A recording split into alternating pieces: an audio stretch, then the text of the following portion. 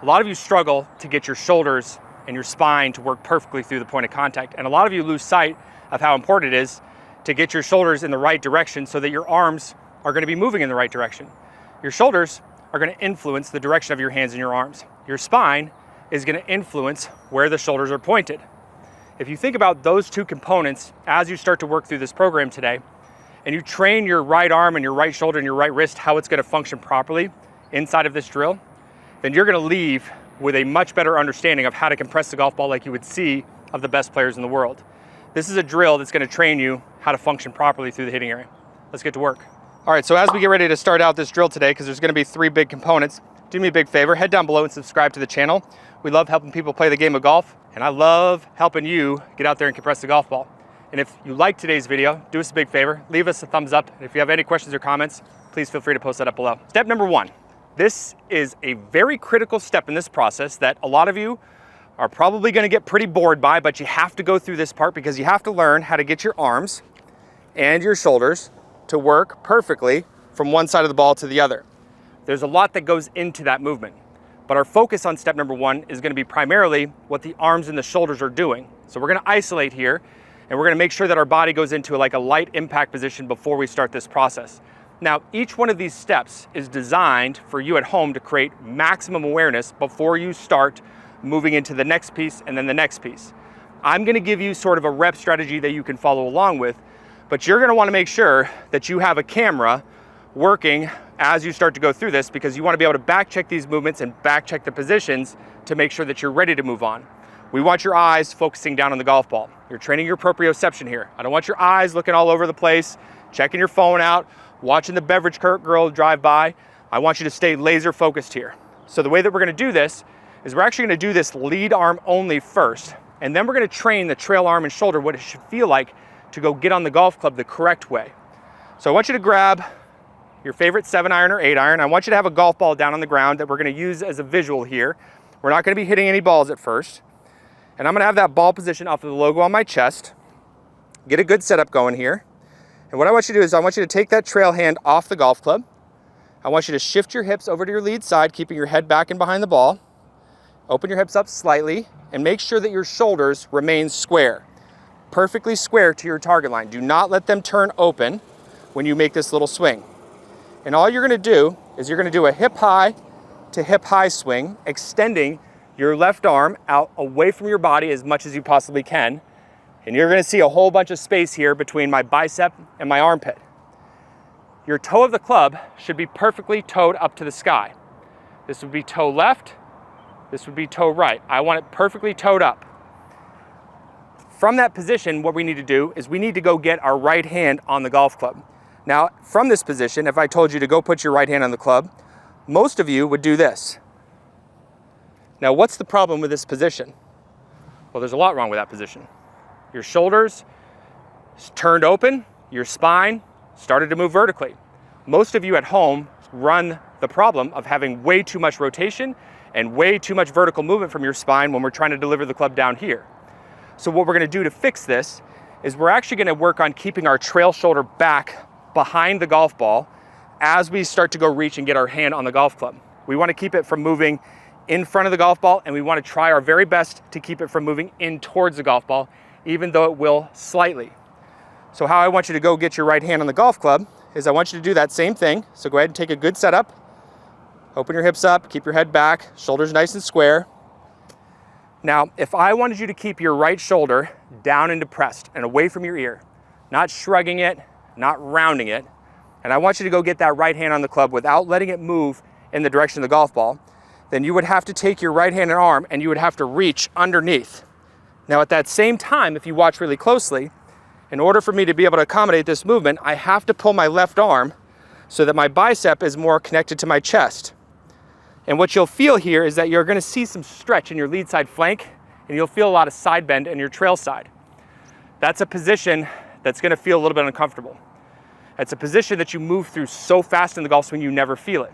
Now, if you caught the Lydia Ko video earlier in the week, you saw that most playing professionals are going to sustain that position all the way up to 3 o'clock and beyond. In your case, because a lot of you at home are not spring chickens, we're only going to be working to try to get this movement to stay intact until we're at hip high. So what I want to do several reps just like this, where I get my left arm to swing freely, my shoulders stay nice and square, and then I'm going to go get my right hand on the golf club, and then we're going to start trying to do this dynamically. So let me do a couple of reps here to show you how to do this, and then we're going to start picking up the pace. Static address position, light impact position, small swing. My arm is fully extended out away from my body and the toe of the club is up to the sky.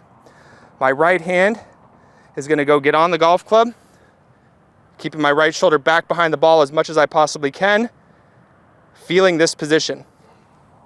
Repeat the process.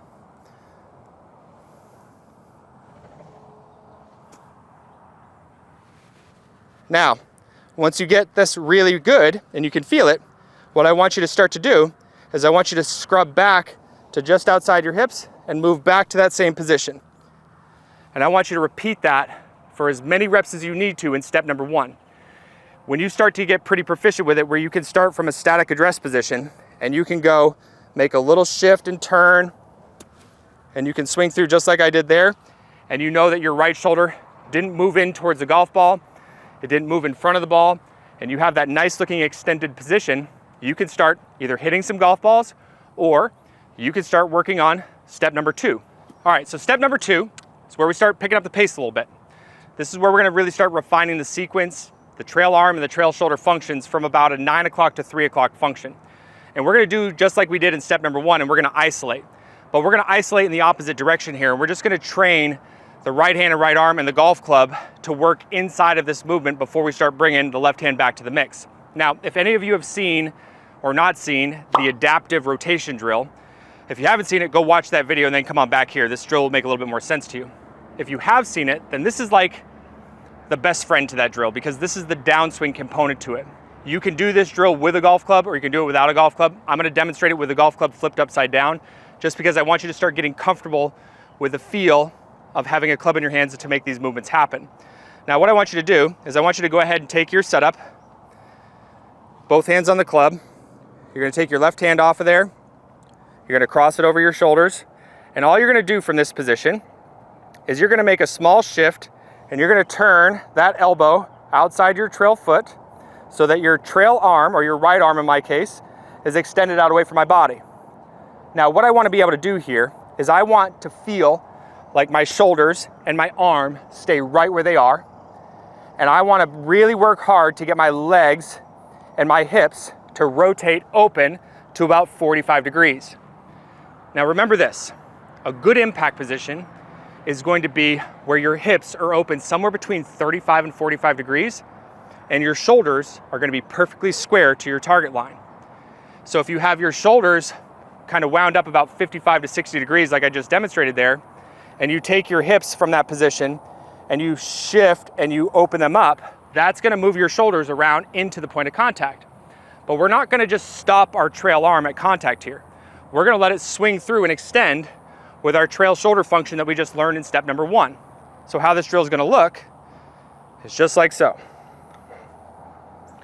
So I'm gonna shift and turn back. So my left elbow is just outside my trail foot. My right arm is extended, my shoulders are closed. I'm gonna sit down on my left ankle, trying to keep my shoulders and arm right where it is.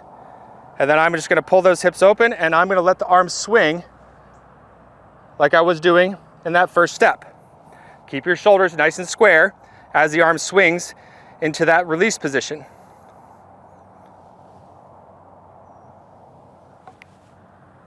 Okay, you saw that I actually hit the ball there. Try to keep the shoulders closed. Keep that shoulder down and back and let the arm extend through. I want you to get to the point where you can do this fluidly and you can stop and check it on camera and see that your impact position is just like we've been working on and that extension exists. So it's gonna look like this to know that you're ready to start taking on the final step.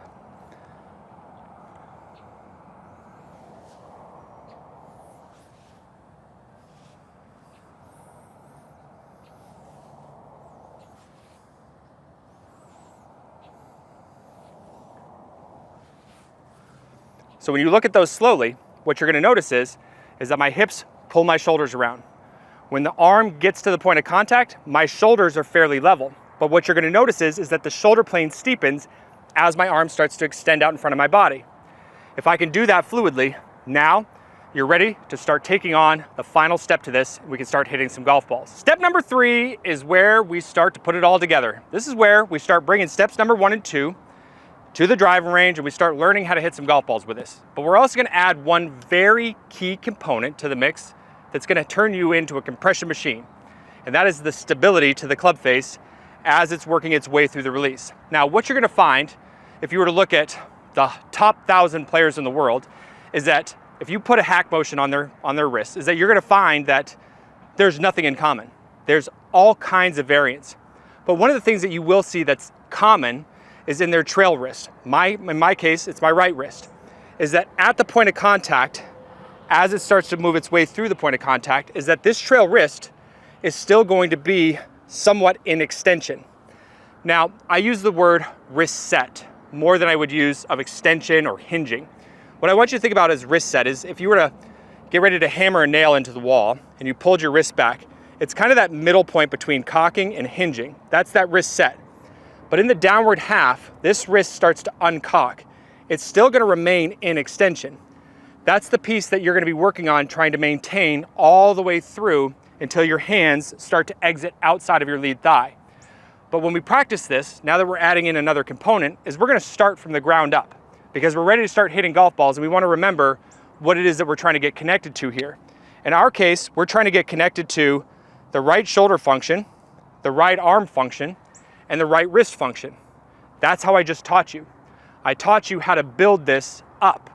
That's the beauty of this drill, is it's a drill that you can start out by working on the range the next time you go out and practice. It's a drill that you can do in the comforts of your living room. It's a drill that you can do in your backyard in your net. So watch exactly how I'm gonna practice this now. So I've got a golf ball getting ready to be hit here. I'm gonna move my alignment stick back. And I'm just gonna go back to step number 1. And I'm gonna do a little small swing. I'm gonna go get it with my right hand. Okay, now I'm gonna start to scrub back a little bit. And as I work to the other side, I'm gonna try to feel like I'm maintaining that set position until my hands get outside my lead thigh. And if I can do that and let the club kind of swing up into my hip high position, and my right shoulder stays back and it looks and feels perfectly, then I'm gonna start kind of picking up the pace here. Okay, so now I'm gonna start making a little bit longer of a swing. Okay, stability in the wrist, making sure that my legs are pulling my shoulders around. Okay, feels nice and stable, feels really good. Then I'm gonna start hitting some shots. Okay. It's a little bit on the heavy side, so I might have had a little bit too much tilt at the point of contact. So I'm gonna be really cognizant of making sure that my shoulders don't get tilted before the release fully starts to happen. So I'm gonna make sure. Okay, that was a little bit more right shoulder activation there. Okay, that was good there. Feeling my right wrist, stay in that really stable position all the way through.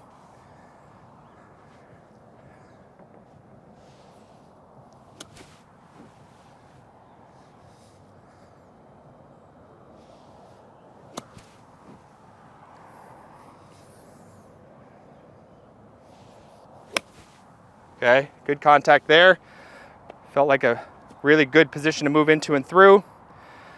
And now I'm just gonna continue to back check things on camera, and I'm just gonna continue to work my way up the ladder. This is a drill that's designed to give you some freedom and some power when you go out there and work on things, because you're working on the most important area. You're working on the hitting area, and you're training the trail side of your body, which in most cases, because a lot of you at home are right-handed golfers, is your right arm, your right shoulder, and your right wrist, which causes so many problems in your golf swing. Learn how it's supposed to function. Feel the shoulder and arm first, then bring the wrist back into it. Make sure it's got good sequence wrapped around it, and you're gonna be out there being a ball striking machine the next time you go out and practice.